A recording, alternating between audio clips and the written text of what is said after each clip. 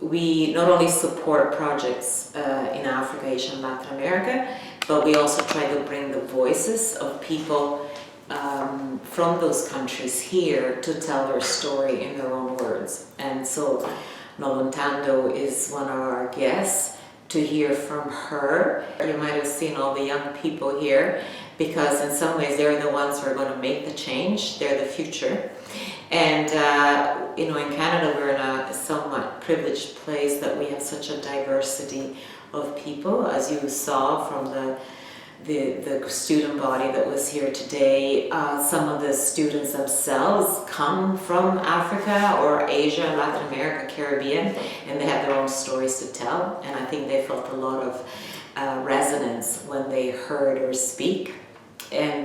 But we also want to focus on what do we need to do in a country like Canada that has access to resources, that has the potential or power to not only allocate additional resources. Quite importantly, a lot of what happens in the world is determined by the history of the world.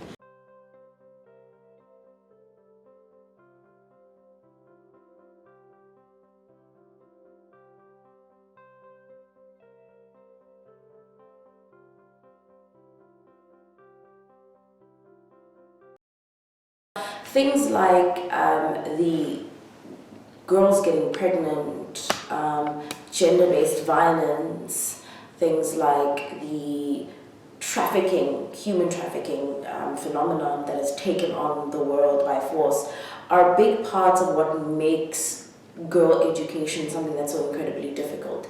But beyond that, there are other social issues that make it difficult. For example, COVID-19 saw a lot of children not being able to get education for close to 2 years because of lockdowns.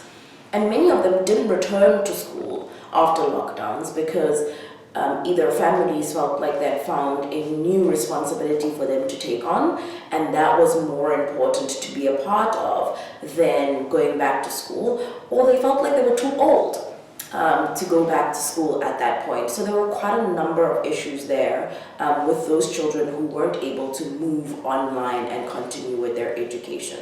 Furthermore, there was a point where we were plagued by the HIV virus and AIDS, and so a lot of people were left orphaned as a result, and so were not able to gain education because their parents weren't around to educate them, and either had children early that they too weren't able to educate. So we have got quite a population of people who are beyond school age but aren't educated, and because of that are unable to access employment to educate their own children sometimes, or just don't have a willingness to do so because they found a niche of some type of success and they feel like their children can do that too without education. It's even worse when graduates do get an education and don't get work.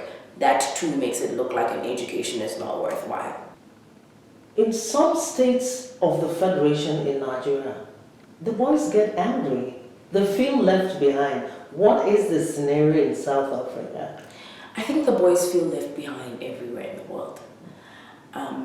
The reality, however, of it is that there are a number of things that preface the advantage that boys have had. History has been advantageous to the boy child.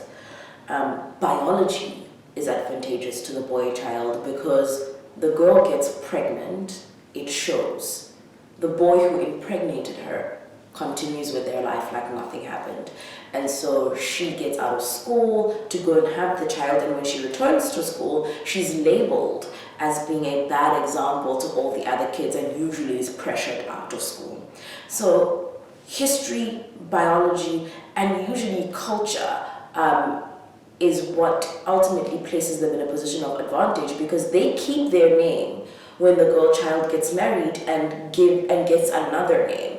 So even parents will choose to educate the boy child over the girl child, especially in instances of poverty, because they assume that the boy child is going to continue to assist the family because they have the family name, which is not something that they can guarantee with a girl who might get an education and get married and they feel like will no longer be bringing back any kind of contribution to their home. And it's a reason that we have to form and to educate the boy advocate for their sister. In Africa, mom has a strong place in the house.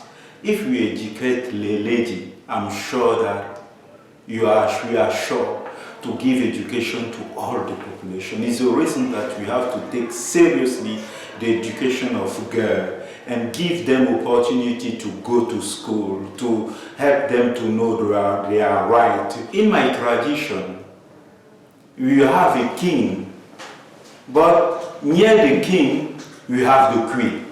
Nothing in the village can be happen without that the queen were informed. She will be informed. Sometimes it's a queen who have a decision.